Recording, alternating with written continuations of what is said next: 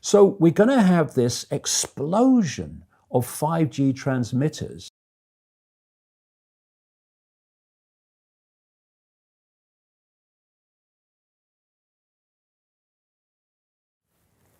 "5G is a weapon. It's used by the military. Do you know these 5G millimeter wave technologies are used to scatter crowds?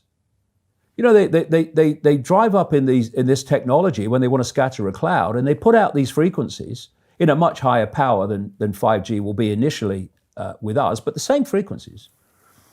And people scatter because they get the feeling their skin is on fire. Because the human body, including the skin, is an antenna.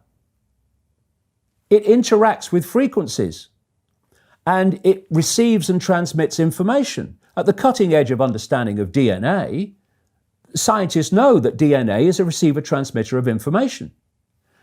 And so we are electromagnetic, electrical organisms, transmitters and receivers of information.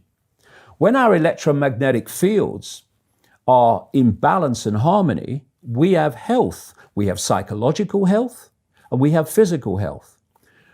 The reason that this technological society is causing so much psychological and quote, physical disease is because these frequencies, technologically driven, and we live in this Wi-Fi world now and all the phone masts and all the rest of it, these technologically generated frequencies are scrambling the balance of the human electromagnetic electrical communication systems.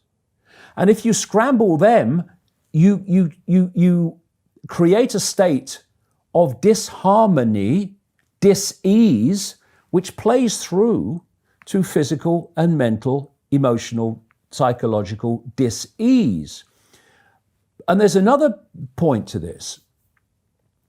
The brain processes information electrically. It communicates with the cellular structure electrically. And it operates within a certain band of frequency.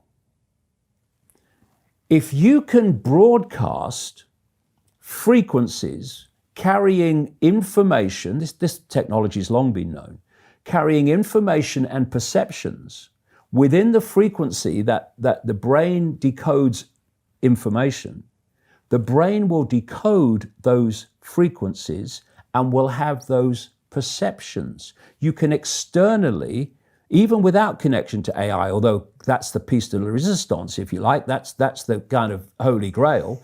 But even before that, you can influence people's perceptions externally by broadcasting these frequencies that we interact with, because we are antenna. Okay. Now, some decades ago, there was a guy who worked out the frequencies of different emotional states. This is long ago. I mean, it's very, very sophisticated now. So every thought, every emotional response is a frequency. It generates a frequency, and it is of itself a frequency.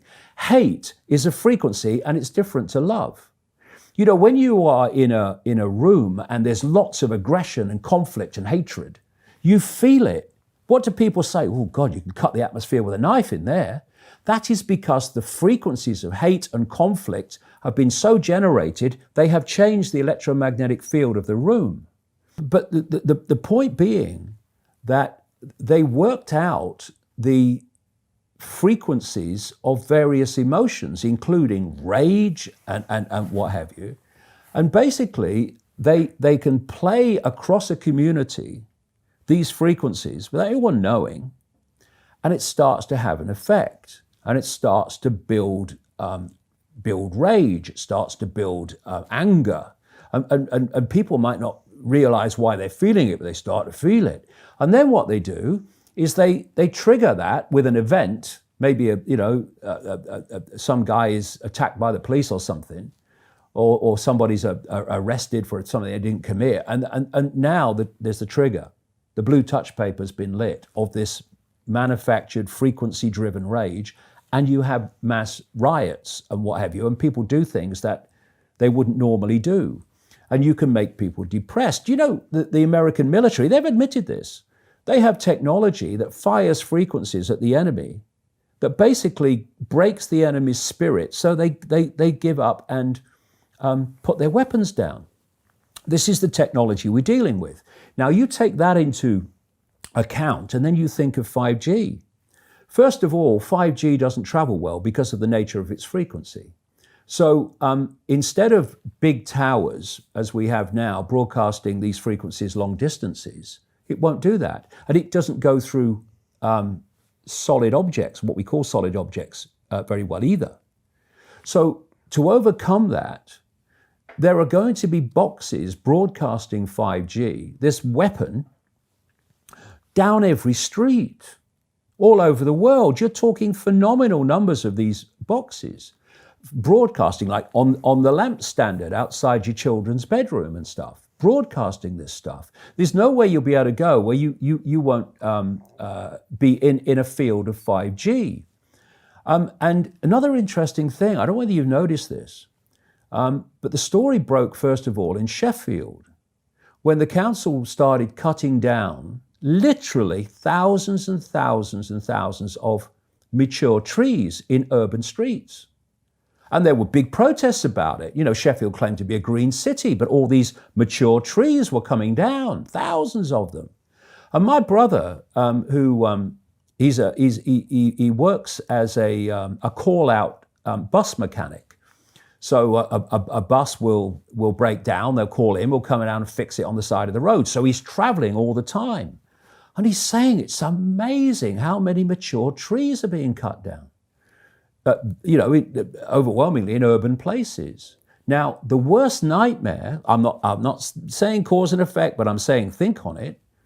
The worst nightmare of 5G in a street is mature trees, because it can't get through them.